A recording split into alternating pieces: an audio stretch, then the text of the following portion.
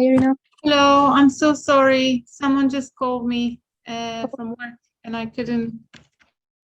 I had to Not tell them I have to join another session. okay. Sorry about that. No issues. So today I was just till the time I was waiting for you. So the chapter which we are going to today start is no, it's familiarity with major yoga text. Okay, and you can just open this topic. You will find this topic just after philosophy of yoga. Yeah. So basically, here, no, in this chapter, the topics which we will be covering, it's a bit long chapter. Okay, not much, but bit long chapter. So here, the topic in this chapter which we will be covering would be Sage Patanjali Yoga, Sutras, Bhagavad Gita, Upanishad, Hatha Yoga, and Pradipika. What is that? It is basically a thing where see, it's not related to any autonomy topic, or it's a bit different topic, right? And also I would suggest to you that while I'll be explaining this topic, such topic, you will hear that, but it's a little different, out of the box topics, and it is very important as well. So if you could just note it down, that the topics I'll be covering, and you should just quickly, you will note it down, importance point, because see, here each and every definition has been explained, but that too, if I'll explain you, you'll listen, but after some time or someday when you'll open this chapter, it's not necessary you'll remember, right? Because it's a different thing, it's a kind of history thing, right? So better you should note it down. I'll just tell you I'll be telling you each and every definition, I'll explain you, and then you'll note it down with the in simple and easy way. Okay, so basically here the first topic is what is Sage Patanjali Yoga Sutra. Okay, the first topic is Sage Patanjali Yoga Sutra. So here basically the Yoga Sutra was basically compiled sometimes between 500 BC and AD 400. Okay, that time when they were introduced was they were compiled was in between 500 BC and AD 400 by the sage Patanjali in India.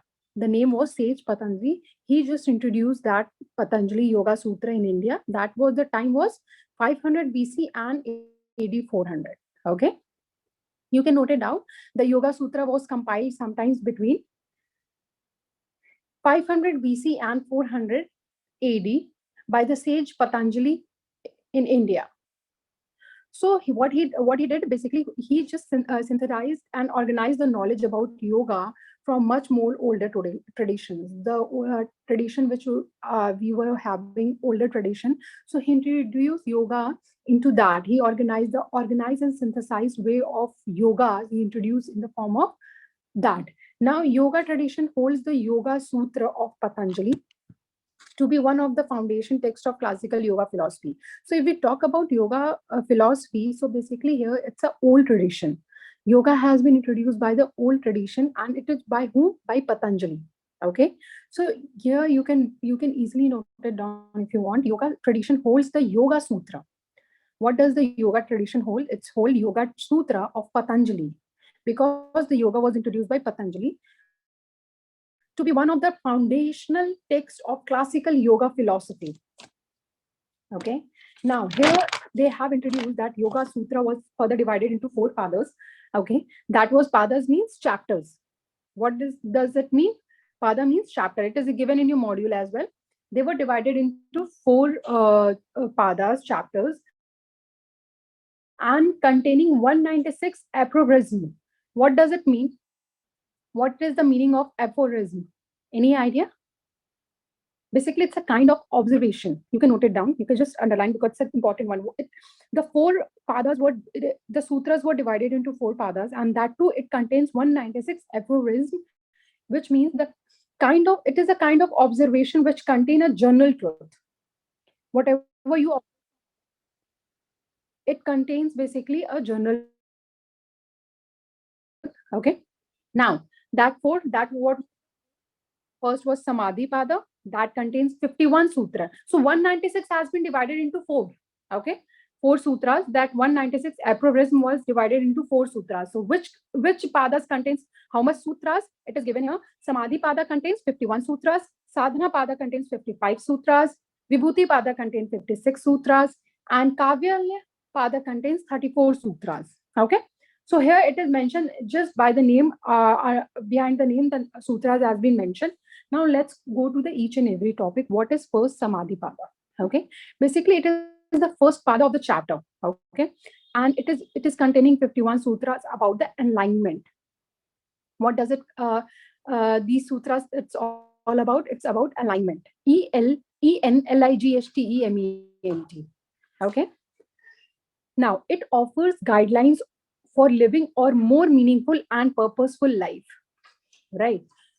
Samadhi Pada expresses the goal of concentration as the means of achieving vairagya. What does the vairagya means?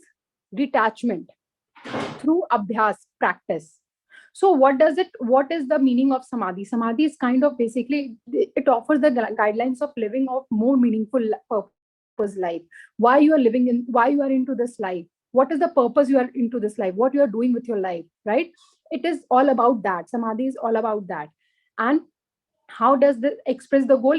The goal has, we can express the goal by the way of concentration. Okay, and how you can make your concentration, how you can work on your concentration? By abhyas, practice. Okay, so you can note it down. Samadhi Pada expresses the goal of concentration as the means of achieving vairagya, detachment.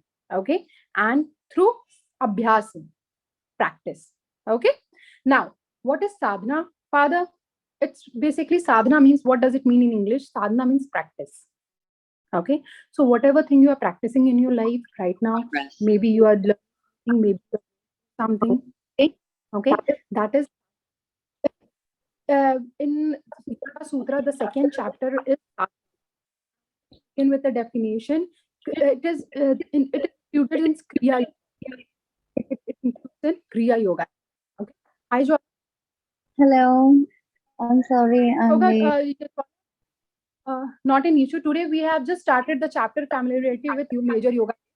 Okay, so it is all about Upanishad, Bhagavad Gita, Yoga Sutras, Patanjali, Pradipika. So it's all about kind of history. So I'm just explaining each and every topic, and I just suggested Arina that it's a kind of, it's a bit long chapter, so I'll be covering each and every topic. But yes, just try to note it whatever point you think it's necessary, just note it on, because this chapter is really very important for you. It's a thing that you should have a knowledge about.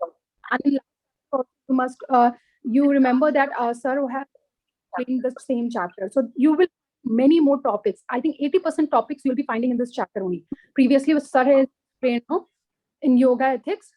This last topics which we have covered it. What is the karma yoga, we have covered it. So whatever, there were many more topics about samadhi and everything, sir has been covered already. He just explained to you in next class. So I think it will be easy for you if I'll explain today again. Okay, so now, and if you'll not if something is there, please do let me know in the mid of only that. So basically, I was samadhi pada, as we have completed. Now sadhana pada, it's all about practice. Okay, which we are doing it now. Here, see, in Sadhana Pada, there are 55 sutras, but in your book, here it is given, and it is related to the Kriya Yoga also. So, Kriya Yoga in the Yoga Sutras, practice of 3 of the Niyamas and Ashtanga Yoga. What is that? There are total 3 things has been given.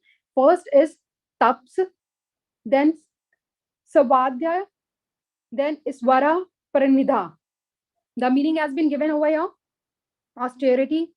Svadhyaya is self-study of the spirituals, then devotion to God and pure concession. So whatever you are giving to God, whatever devotion you have in the faith you have, you will be having for God in yourself. And whatever self-study, sadhana, that I have explained you, that sadhana means self-study, self-practice. Whatever you are practicing in your life, whatever you are learning, whatever experience you are going through, that is from your own learning, or maybe you are learning from others, right? So that is the thing. In Ashtanga Yoga, that already in a few class back, you just so has asked you as well that what is the Ashtanga Yoga 8 limbs. Okay, so quickly, just can you, Arina, just read that limbs? Vibhuti Pada? No. No, Ashtanga Yoga. Yes. Okay, so Three, 8. the 8, yes. So there's yama, restraints or ethics of behavior, niyama, observances, asana, postures, physical postures, pranayama, control of the prana, the breath, pratyahara, withdrawal of the senses, dharana, Dharana, concentration, dhyana, meditation, and samadhi, absorption. Yeah. So each in Ashtanga Yoga, all the 8 limbs has been given, and what is the meaning of that limbs? It is already explained over there. Now that meaning means it is relatable to your own life, right? Or human being, at all the niyamas is just into us. So how we are using it, how we are utilizing it. Okay, that is the why the English meaning has been given, because it's you will not understand in the Hindi what is the exact meaning, but if you relate with the English term, that means, for example, dhyana, meditation, you know that what is the meditation and what is the purpose you are doing meditation, right? Now it is given asana. Asana means physical posture. So what is the purpose behind physical posture? What is the purpose behind asanas we are going for, right? So each and everything is given, and it is into yourself, how you are using your yamas and niyamas, what is the purpose behind it, how you have practiced it, from where you learned it, how much you are following it.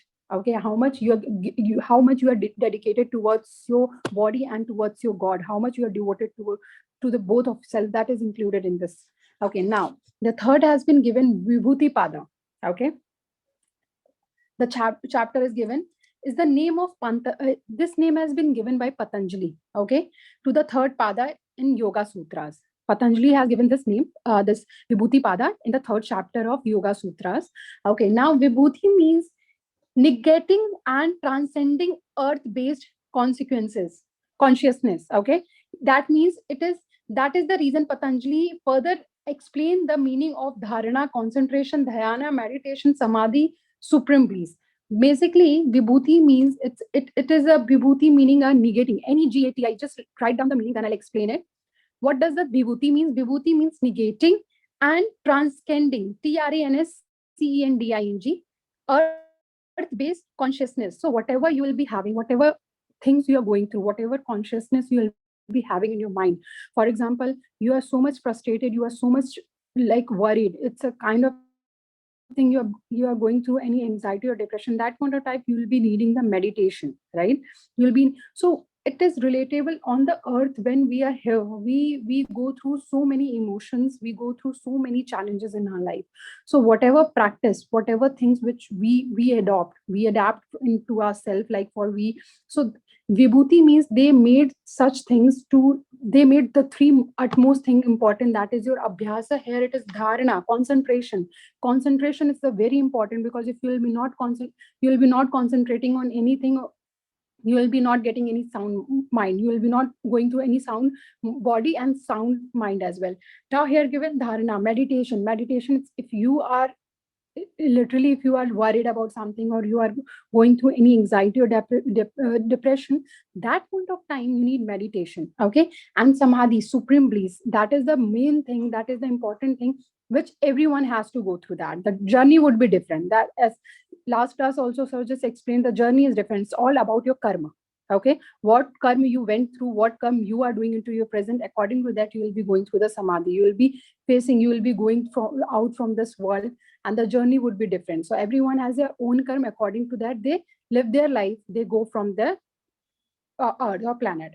Now here it is given Kavalya Pada, that is the fourth chapter, Kavalya Pada. So basically it means the liberal unification. Kavalya Pada means the liberation, unification. Okay, subject releasing all the attachments. So what is that? What is the subjects releasing all the attachment? That could be total forgetfulness, liberation once and for all from the world, and like the liberation you will be having into yourself. You are kind of you will be such person who will be like forgetfulness, who will be having into their self total self forgetfulness. So the main definition and the main word to understand Kavalya Pada, it's the liberation or unification which the human is carrying into their self. Okay, so here it is given in that book. I'll just read the paragraph for you. Kavalya literally translate to isolation. Okay, what does this mean? Isolation means liberation. It's a kind of word, liberation, or the person who is carrying into their self the self forgetfulness. Okay, that for example nothing is hampering you in this world. Nothing is you are beyond something, these emotions and these actions. Okay, So here it is given, but as a of the term moksha, liberation, Kavalyapada described the process of liberation and the reality of transcendental ego. In this journey, Kavalyapada basically it explains the liberation where from which the human is going in this world. What there are different kind of liberation as well, right? People are going through. People are just some maybe they are just into themselves. Some are they are just beyond all the emotions, all the practical things. They are just serving people, right? There are many more people who are just think about karma and then they take the decisions or they move on they just perform the actions. So it's Kavalyapada, it's all about here also given Kavalyapada describe the process of liberation. What is the process where we are going through, we went through, or we can go through? It's all about that. And the reality of transcendental ego, the person who will be having the human being which they are carrying into their self, the ego, the behavior which they are carrying into themselves, and what are the practice they are doing to increase or to decrease into their self. It's all about basically the liberation unification. Okay, now here into the book Bhagavad Gita, the topic is given Bhagavad Gita. See, Bhagavad Gita, it's a very huge and it's very interesting thing to understand. So basically, what does the Bhagavad Gita says? Any idea, Jwala? If you will be having any idea, only I'm asking what is the main thing. Bhagavad Gita, it's all about what is they are trying to say in Bhagavad Gita, Yeah. which is easy to understand. Yeah, Jwala. Yeah, Bhagavad Gita is all about that. Krishna ji has explained everything through Arjun and Pandavas, one of the brothers of Pandavas. So Krishna ji explained everything, that we all are souls and we are here for our work only. Our body just is like a cloth we daily changes. So the same Mhm. way soul changes our bodies. So we should only focus on our works. We should not we should detach from our emotions and everything and our desires. So the main purpose is Yeah, to focus on work in every way. very nice, Work very nice, and what perfect. is right, Arena, exactly. yes, true. So Arena, basically in Bhagavad Gita, you can just note it down. I'll just tell you the short thing which you will be remembering for lifelong. If someone will ask you what is the meaning of Bhagavad Gita, basically Bhagavad Gita says the person whose mind is always free from attachment, the person whose mind is always free from attachment, who has subdued, subdued, subdued the mind, and who is free from desires, and who is free from desires, attains the supreme perfection of freedom from karma through renunciation, renunciation, which Jwala explained that it's Bhagavad Gita says when you will free yourself from all the attachments, from everything, every emotion, up everyone, all the human beings are there into. They have all the emotion practicality, but if you'll make yourself free from that, and you are just going to serve which you are born for, right? If you are going for that, that is the exact thing which Bhagavad Gita is trying to say. I see, and people follow Bhagavad Gita. Why? They want this is something beyond our limit, right? But people see, as just sir said, the person who is practicing karma yoga, it's in millions and billions there will be one person. So exactly it is the same thing. When you will be when you will be free yourself from any attachments, any emotions, any practicality, that point of time you will be on the different path of your life, right? But that to go into that path, that is very difficult. It's a kind of karma yoga you are going to do it, right? And that is not easy to do it, right? So in Bhagavad Gita it is just the same thing. Bhagavad Gita is a philosophical treatise of Krishna's life. So in Krishna's life, Bhagavad Gita was the main thing in the Krishna's life. And Krishna ji just said the same thing, that the purpose you are here, it's a different purpose, but people are just engaging themselves into different kind of emotions, different tracks. They are going into that. So that is the reason that the purpose, they are not fulfilling their purpose. They can't serve selflessly. Okay, so no one is doing that in today's era, and millions and crores there will be a one person, but that too he's following Bhagavad Gita. He's a real karma yogi. Okay. Now, Can you just repeat that definition again? okay, I'll just do it. Bhagavad Gita. Yes. Sure. The person The person whose mind, yeah. the person whose mind is always free from attachments, Yeah. who has subdued the mind and sense, who has subdued the mind and sense, and who is free from all the desires, Yeah. attains the supreme perfection of freedom from karma, and who is free from desires, attains the supreme perfection of freedom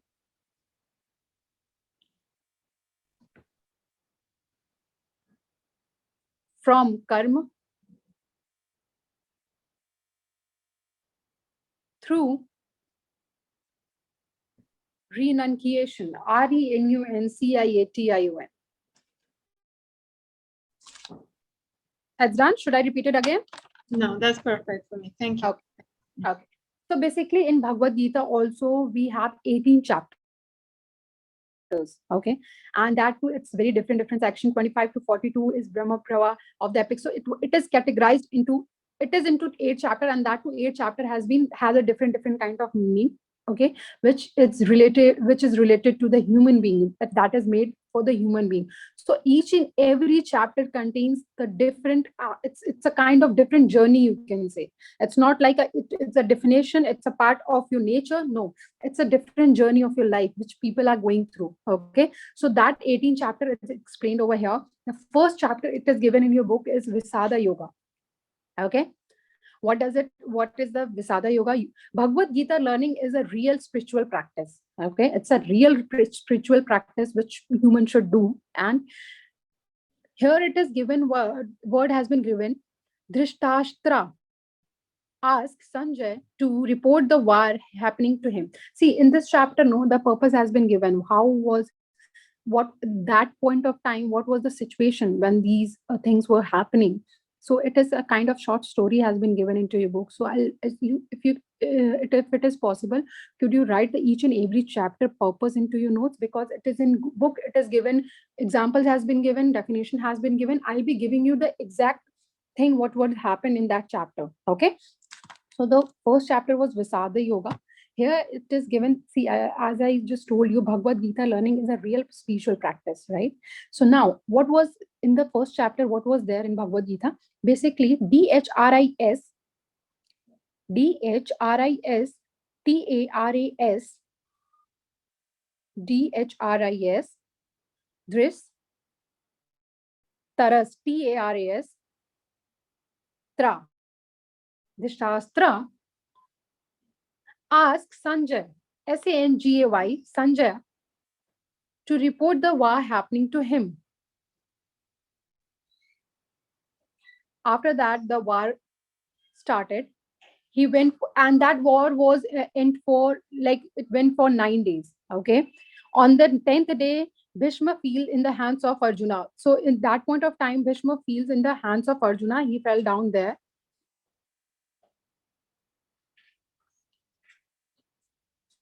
Okay.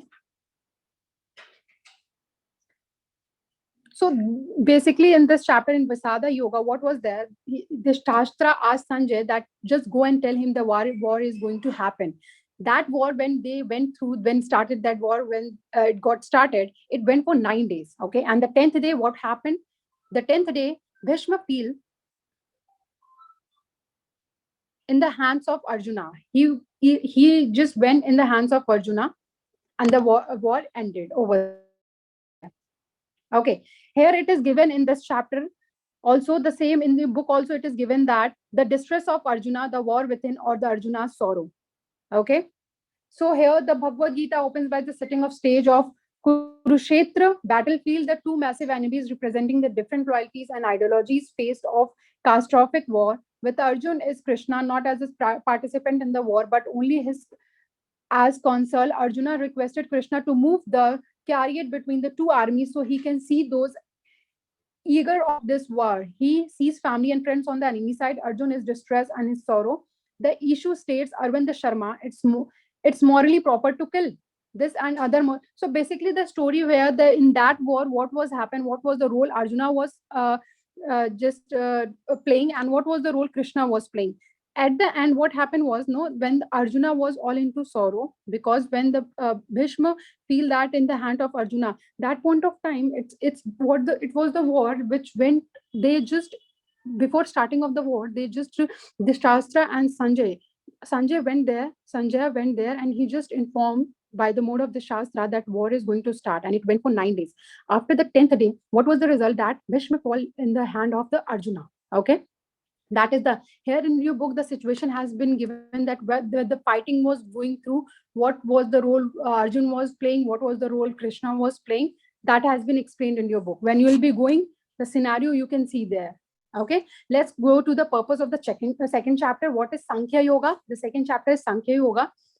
See, this chapter Sankhya Yoga is a very important chapter of Bhagavad Gita, as Lord Krishna condense the teaching of the entire Gita in this chapter. Okay, so he just Lord Krishna, he just tried to explain all the things into Sankhya Yoga. Okay, in this chapter, he just tried to explain all the purpose of Bhagavad Gita. So it's a very important chapter.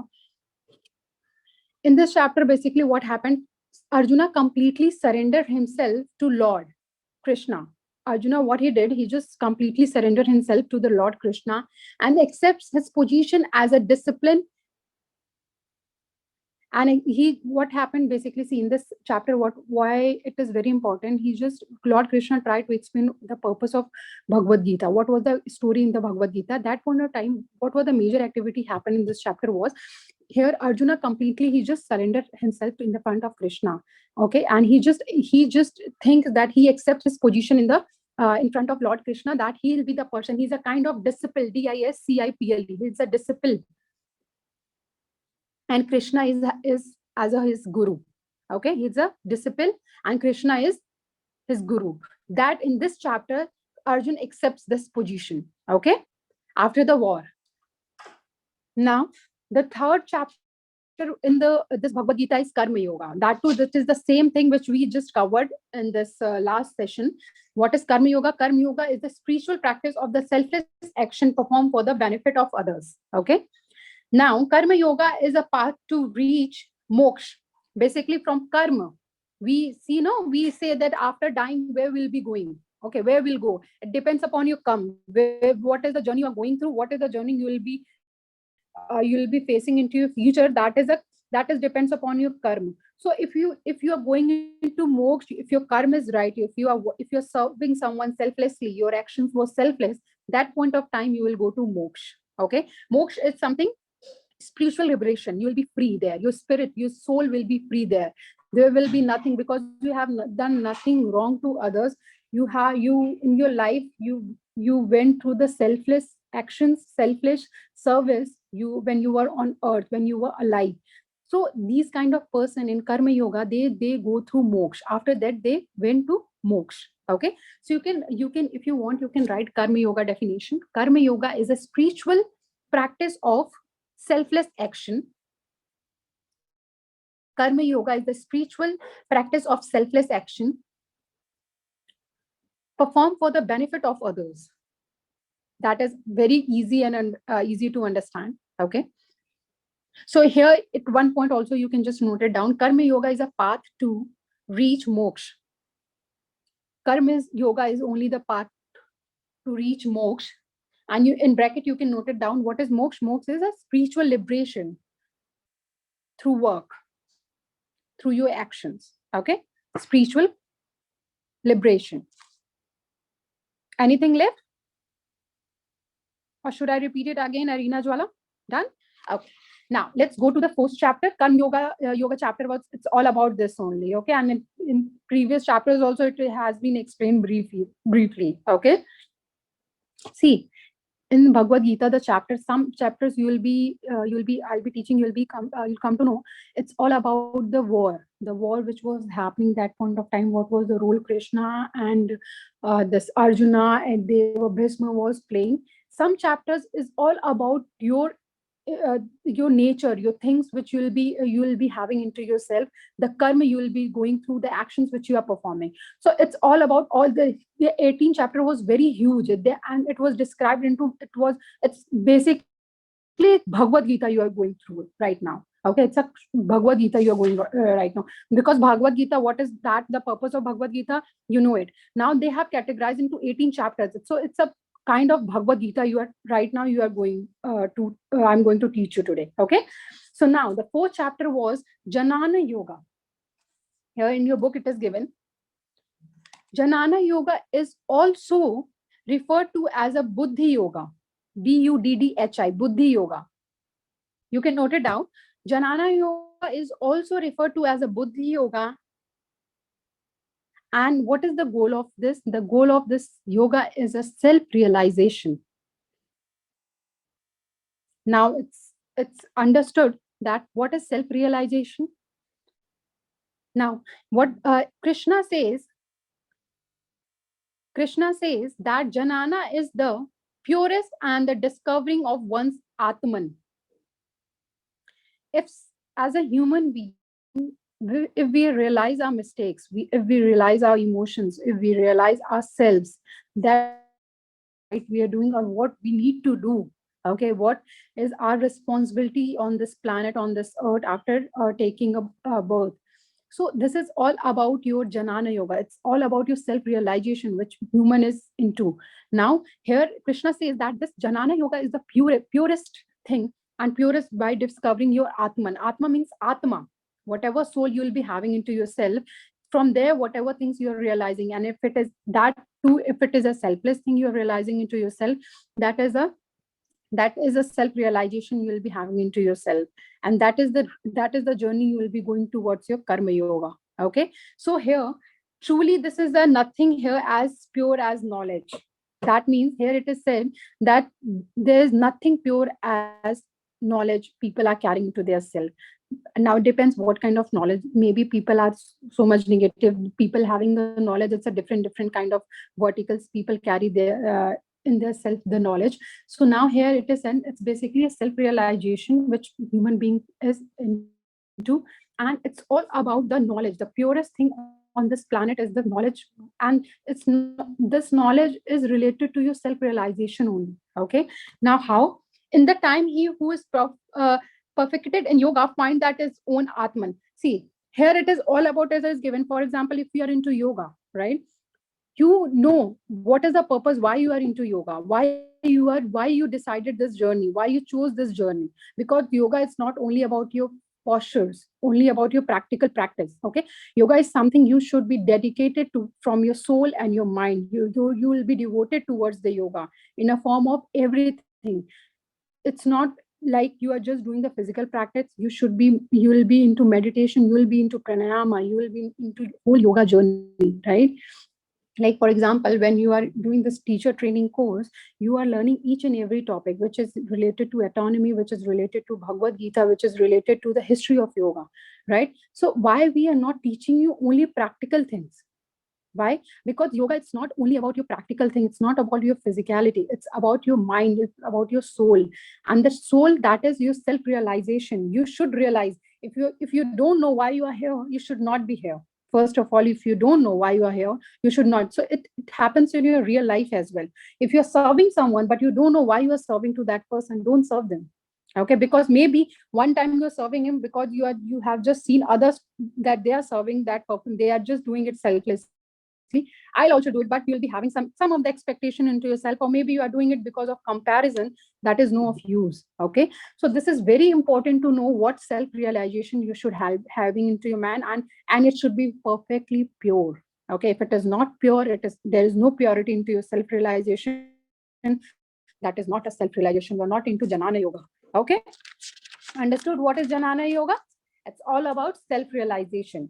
Now here the third, then after that, the fifth chapter is Karma Vairagya Yoga. Karma Vairagya Yoga. What is that? Basically, you can write down one sentence: the path of renunciation of action. Karma Vairagya Yoga is the path of reincarnation of action. So basically, it explains what is action. Okay, it means it explains what is action, what is inaction, who is doer of action, and what is the actual renunciation. So basically, it explains what is the action you are doing it, or what is inaction, what is wrong, what is right, what action you are performing. It's the journey of that action, the intention behind that action is right or wrong, and what is the renunciation, what is the result of that action, right? So karma vairagya is who is the doer, who is doing that, what is the purpose of doing that, what is the intention behind that doing action, is it right or wrong, what are the consequences he or she is going to face. That is all comes under your karma vairagya yoga. Okay, the true renunciation means working not for oneself but for the supreme. What is the true renunciation? The purpose behind doing any action. Okay, see, I'll explain you. It's what is basically karma vairagya. Whatever action, it explains the action. So what is the whatever actions you are doing behind any intention or anything you will be having into your mind, what is the purpose of that action? Is it for right, is it for wrong, is it for selflessly you are doing it, or is there any intention behind that? So if there is any intention behind that, that is not a karma. You are not a karma vairagya yogi. Okay, if you want to become a karma ya vairagya yogi, the purpose, your action you are performing should be pure. The intention behind that action should be very pure, and it should be very real. If it is said here, the true renunciation means working not for oneself but working for others. Okay, so you can note it down, this word here, the true renunciation. It explains the meaning of renunciation as well, that selfless service you are giving to someone. The true renunciation means working not for oneself but for supreme. And what is karma vairagya explained? What is karma vairagya explained? It explains the action and inaction. Okay, understood? Any doubt? Clear? Now, after that, there is a 6th chapter, Abhyasa Yoga. Okay, what is Abhyasa Yoga? The path of practice or self-control. Abhyasa Yoga means the path of self-practice or self-control. And the other name of this chapter would be Dhyana Yoga. Abhyasa Yoga, the other name of this chapter is Dhyana Yoga. And what is the meaning? The Abhyasa Yoga and Dhyana Yoga, the meaning would be self-control or practice. Okay, now you can know what is the chapter, what is the meaning of this chapter would be. Now here it is given that in Ashtanga Yoga, the path of eightfold mystic process. Basically, here it is given in Abhyas Yoga, it means the practice you are doing, and through that practice, whatever actions you are deciding to perform, that comes into Abhyasa Yoga. If you are not prepared for anything and you are doing that, you are not Abhyasa Yogi. Okay, you are not following the path of Abhyasa Yoga. The true meaning of Abhyasa Yoga is one should decide the actions before performing it. Okay, and without practicing it, you should not. Because, for example, if you are into yoga, you are doing it daily, you are doing it practice to become, if you want any posture should be in the proper manner, and it should be perfect, that point of time you practice it. It's not like in one day you'll do it. Okay, and if you're trying yourself, you're forcing your body and mind to do it perfectly, that point of time you can't do it. But also you may harm yourself, you may harm your body,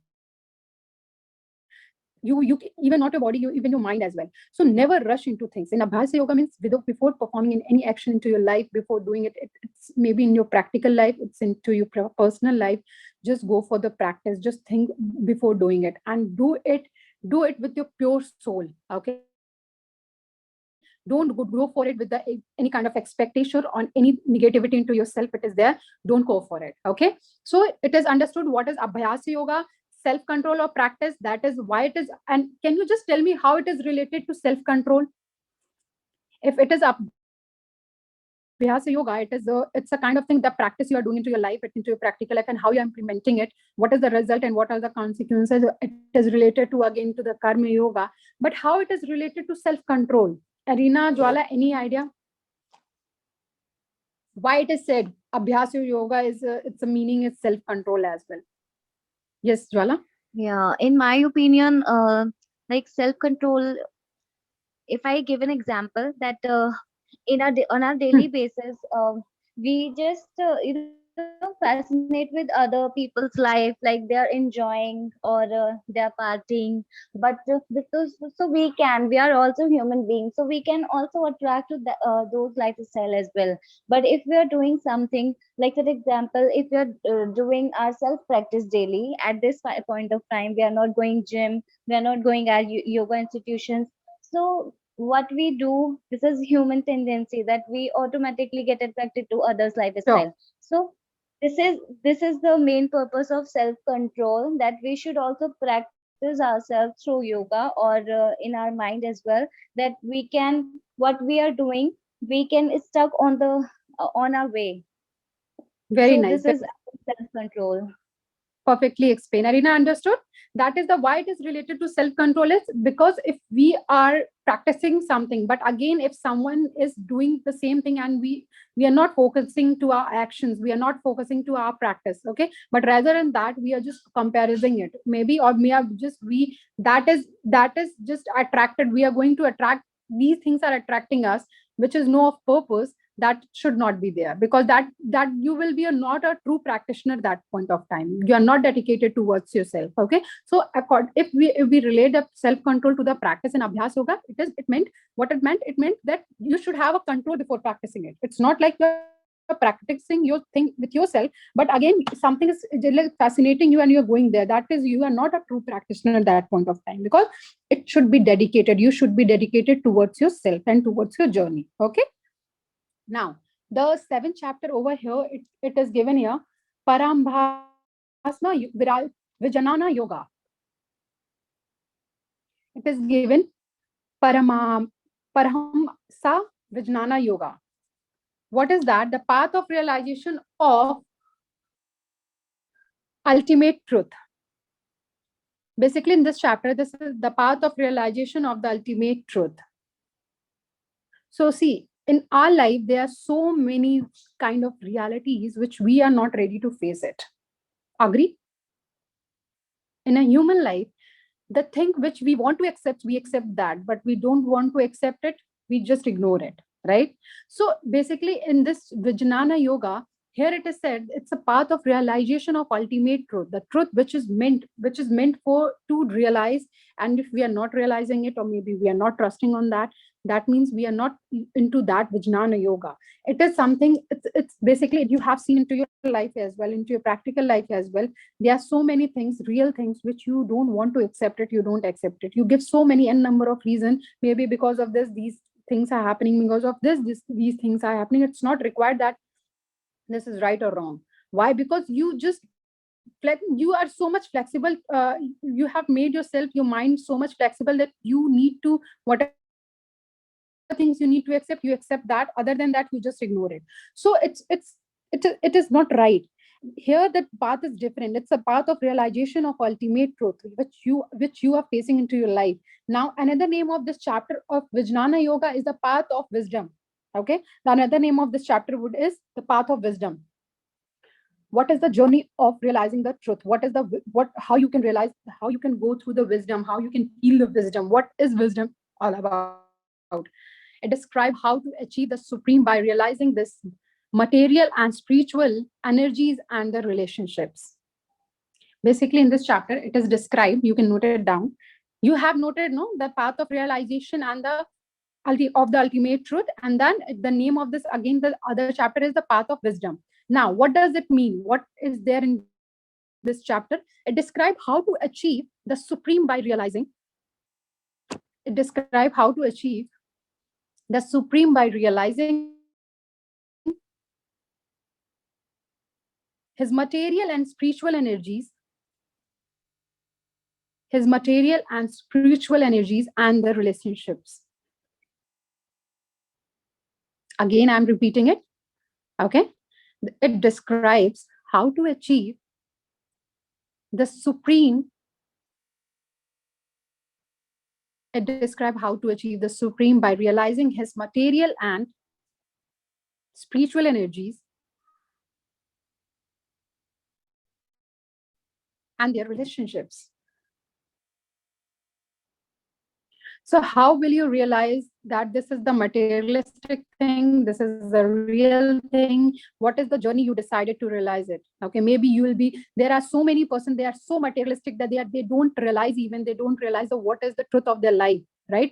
They just focus on money, they focus on luxury, they focus on pleasures, right? They don't know the people who are suffering, the poor, the journey of the poor. They don't know the people who are suffering for even food, for water. They don't know the journey of that, they don't know the experiences of that. So it is, again, the guys, it is also the journey which you went through, how you realize that, okay, you have a emotions, you feel bad for poor people. You don't feel bad for poor people, you just think for yourself. It is the same thing in this yoga. It is given, it's a kind of self realization, and how you can realize, it's a kind of spiritual thing, okay, which goes into yourself. It's nothing you, someone is going to give you and you will just hold it and again it will be with you. It's it into your soul, okay. That is the reason it is given, that achieving the supreme. Because if you one day, if you will be the self, you will realize that what you have made for and what is your journey. That point of time you will be you will be like, you will be selflessly person, and that point of time you will be serving to the supreme. Okay, so realize that serving to supreme is a very very difficult and very different journey. So for that, you have, there are so many type of, that is the reason in Bhagavad Gita the different chapter has been explained, where some of the chapters, what is the self realization, what is the karma you need to go through, what if you are not going that through, that renunciation, what is the true renunciation, how you can feel the spiritual journey. Okay, so these are in every chapter, each and every, the intention of each chapter is to just make the same thing, that just free yourself from all the attachment, all the practicality, and go and just serve to people, and that should be selflessly. Now what are the parameters you can just serve, or maybe you can make yourself a selfless person? Here in this every different chapter that given, it is given there. Now based on the situation, based on the wars, based on that time. Now in that now the next chapter, eighth chapter, is here it is given Aksara Parambaram Yoga. What is that? Basically this chapter, here it is given, with devotion and power of yoga we can keep our prana shakti, living force. Prana shakti means living force. With the devotion and the power of yoga, we can keep our prana shakti, in bracket you can note it down, living force, between the eyebrows, and can reach, with the devotion and power of yoga, we can keep our prana shakti, living force, between the eyebrow, and can reach the people who get moksha.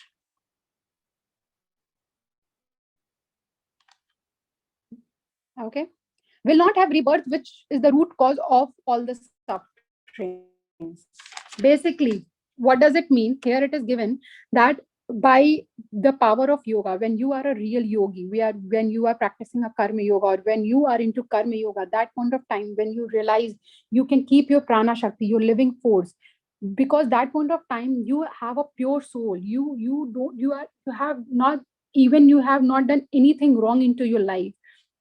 You are a selfless person. So that person, that is the main thing, that person can reach there. He can practice this, he can practice this yoga, he can practice karma yoga, and he can go through moksha. What is moksha? Moksha is basically when person will not take a rebirth for all the sufferings. We don't want to come back in this again. We say no, maybe in like next year birth, we don't want to be a human being. I want to be this, I want to be that, because of my sufferings I don't want to be. There are so many people, they think like that. But some of the people, they say again, I want to be a human being again. So moksha is something where you, when you went there, no, after deciding your journey, after went through that all this spiritual journey and this karma yoga, after into indulging yourself into that point of time, you feel when you don't take a rebirth on this earth. Why? Because you, that point of time, you have a blessing that you don't need to suffer these such sufferings which people are suffering here on planet on earth, right?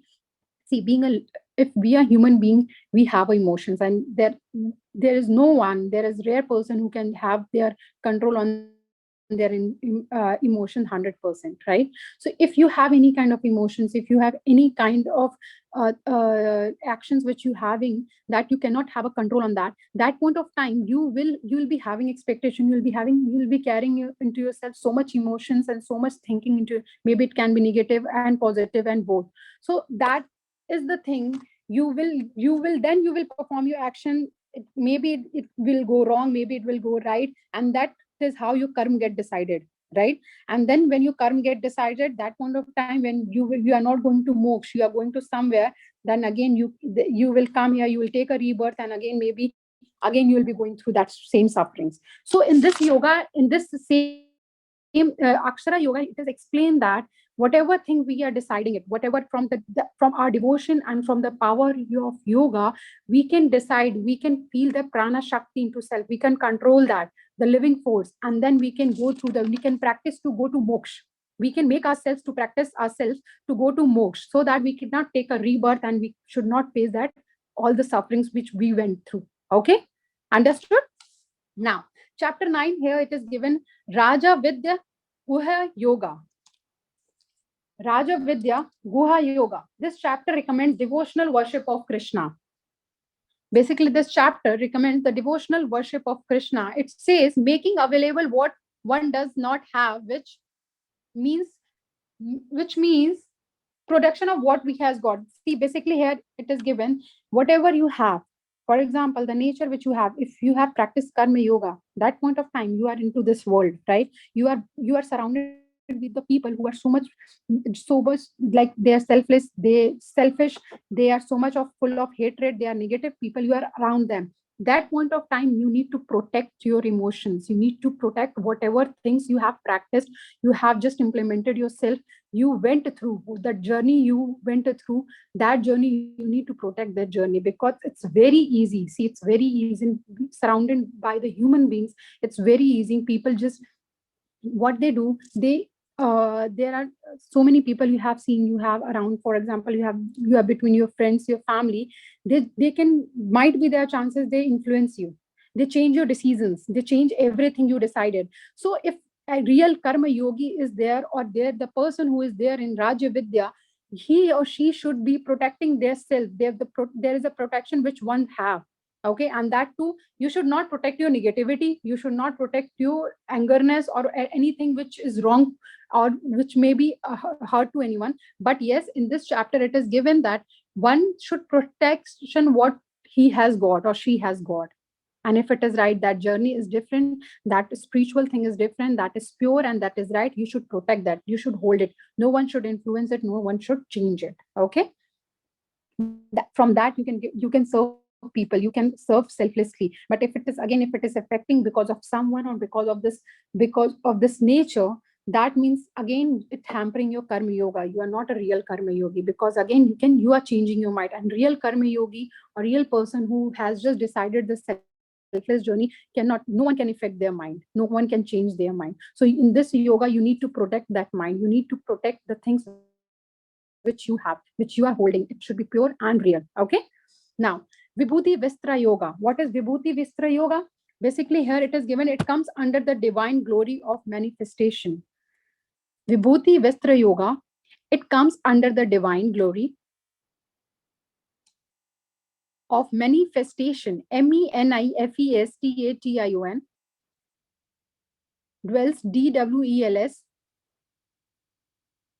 It comes under divine glory of manifestation, DWELLS, dwells on the divine attributes of God.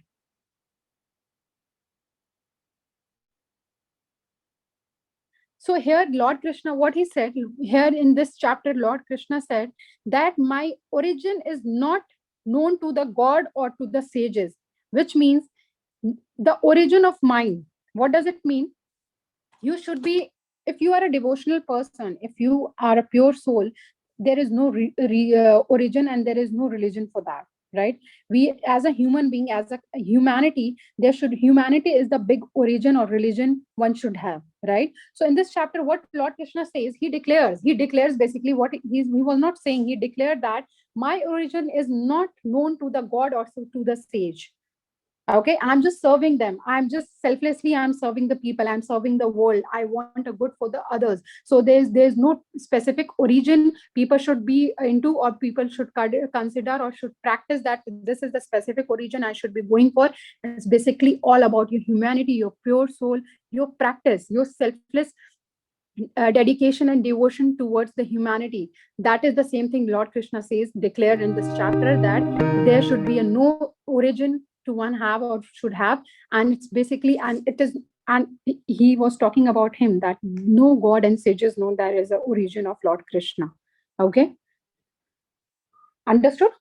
That is the chapter here Lord Krishna declares, and it's all about the origin thing, that religion. We said no, that there is no comparison about the caste, colors, origin. There should, but unfortunately we are into this world, and it's people are not following Bhagavad Gita, right? They don't consider it. That is the reason they have so much negativity into them, and there are so much differentiation in their mind about the origin, about the caste, about the color and everything. So in Bhagavad Gita chapter 10 Vibhuti Vishtra, here it is given the same thing. There should be no origin, because Lord Krishna said, declared that there is no origin of mine in the front of God or in the front of sage. Okay, so it is the same thing. If he said, we should also, as a human being, we apply, we try to feel.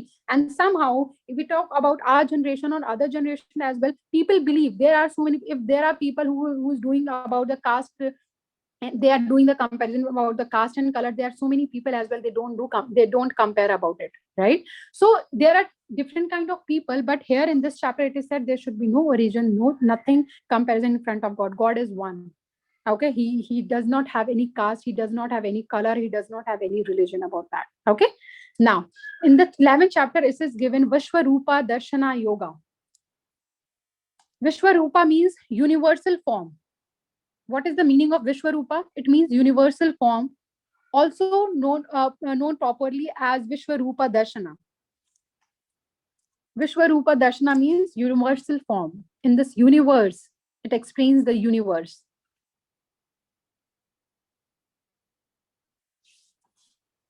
There is a two terms, Vishwarupa and Virata Rupa.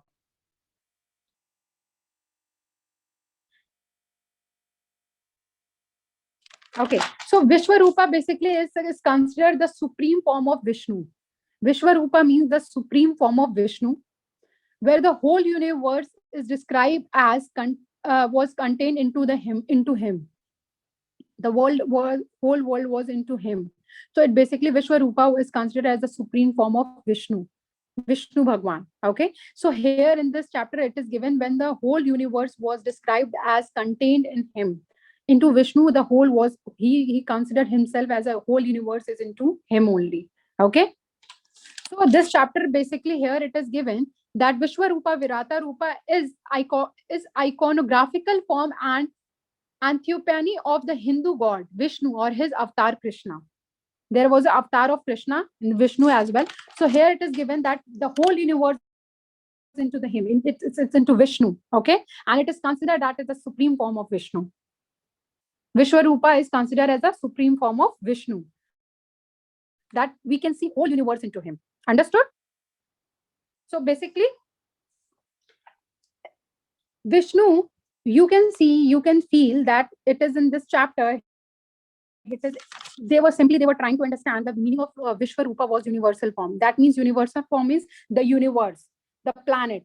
People are into. There was so many emotion. There are so many people. There are so many negativity, hatred, love, happiness. All the things which we find here is this on this planet, right? So Vishwarupa, the name was given of this yoga was Vishwarupa Darshana Yoga. There you can see each and every emotion. You can see each and everything on this planet, and that too they considered Vishnu on in the form of this Vishwarupa. You see all the universe into the Vishnu. Okay, and they have considered it also Vishwarupa considered as a supreme form of Vishnu. It's a supreme form of Vishnu. Okay, now chapter 12 is Bhakti Yoga. What is Bhakti Yoga basically? In Bhagavad Gita states that all four types of yogi are noble. Okay, there are four types of Bhakti yogi, that all the four are noble. Because why? Because their pursuit of Bhakti Yoga sooner or later starts the journey on the path of spirituality. spirituality, keeps one away from negativity and evil karma. The Bhakti Yoga means the same thing, the abhyas, the practice which you do, and the dedication, the devotion which you are after the practice, the dedication or devotion you keep into your mind, into your soul, that comes into Bhakti Yoga. Okay, so that is the same thing in Bhagavad Gita is stated that all the four yogi Bhakti Yoga are noble. They sooner or later, whatever things they are doing, they are starting their journey or the path that should be from the spiritual, that which should be from the pure soul.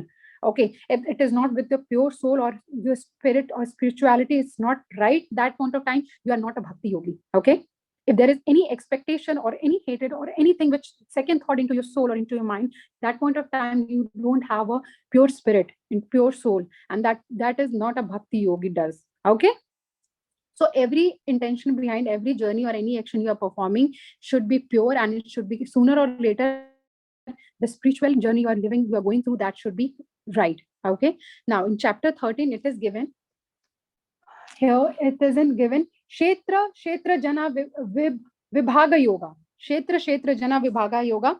What is the Kshetra Jana? I'll tell you what is the Kshetra. It's a field, refers to the body which is. Okay, here it is given, two definition has been given. Basically, it means the field and the knower. The field and the knower. That means the mode you are deciding to do it and who is doing that. So here it is given the field and the mover on the yoga of the difference between the field and the field knower. What does mean? For example, I'm doing something, okay, and Jwala knows it before whatever thing it is running into your mind. Jwala or Ina, maybe they know what is running into your mind, what is the next action of Nimisha. So what is they are the field knower. They know what action I'm going to perform. Okay, they know what is the result of that. They know the consequences of it. So here it is given Kshetra and Kshetra Jana. Basically, it's given that the know of the body is the soul residing in the body. The soul which is residing into my body, Arina and Jwala, they knows it. They know, that is the reason they know what action I'm going to perform. They know my nature. They know my soul, pure this soul, that what action is the next action Nimisha is performing. That is known as Kshetra Jana. Okay. The known, basically here given, the known of the body is the soul residing into the body. The knower of the body. Kshetra Jana is the knower.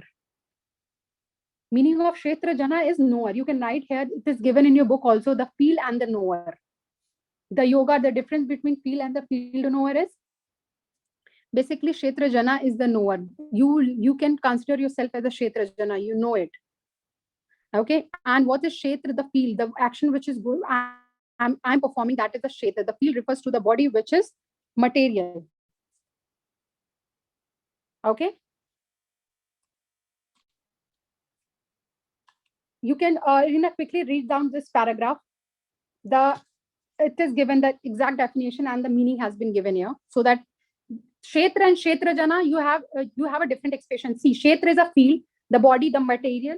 Okay, and Kshetra Jana is the soul which is residing into our body. Okay, who knows what action is going to perform. So this is the difference between Kshetra and Kshetra Jana. You just quickly read down the definition so that it will be clear, more clear to you. The second paragraph? Yeah, second paragraph. Quickly. The chapter opens with Krishna continuing his discourse from the previous chapter. He describes the difference between the transient, perishable physical body, Kshetra, and the immutable eternal soul, Kshetra Jana. The presentation explains the difference between Ahamkara, ego, Ahamkara, ego, and Atman, soul. From there, between individual consciousness and universal consciousness. So here, yeah, it is given. It's basically here given. Same thing here given. It defines the difference between your ego and your soul. Okay, that both things are different. Okay, if you are having an ego, if you have any intentions behind anything, and that is carrying an ego or any second thought, that at that point of time your Atman is not right. Your soul is not correct. It's not pure, right? So whatever intention you are carrying into yourself, residing into your body, that is Kshetra Jana. Okay, that can be ego, that can be hatred, that can be a positivity. So whatever thing which is residing into your body and into your soul, that is Kshetra Jana. And the thing in your body, this material body, and the thing which you are performing, which is going to perform, that is known as Kshetra. Okay, So here it is same thing, it is given. The important thing is to understand what is Kshetra and what is Kshetrajana. Okay, understood? Now, chapter 4 is Gunatraya Vibhaga Yoga. What is that? Basically, it is the chapter Krishna reveals that the three gunas, modes of the material nature. What are the three modes of the material nature? In this chapter, Krishna explained. Three gunas means modes. Okay. In this chapter, basically, Krishna was trying to explain the three gunas, modes of the material nature. So that is the three mode would be goodness, passion, and ignorance. What are the three gunas? Goodness, passion, and ignorance. Here he was just trying to explain the three modes, three qualities of which human is carrying into their self. And what are the three modes? The three modes, three gunas are goodness, passion, and ignorance. Now you know the meaning of goodness, right? Then you know the passion and you know the ignorance. So now how we relate to each other, the goodness which we are carrying into ourselves, the selfless thing which we want to adapt into ourselves. We want to serve anyone, we want to love anyone, we want to give our best to anyone. That is the goodness thing which human should have.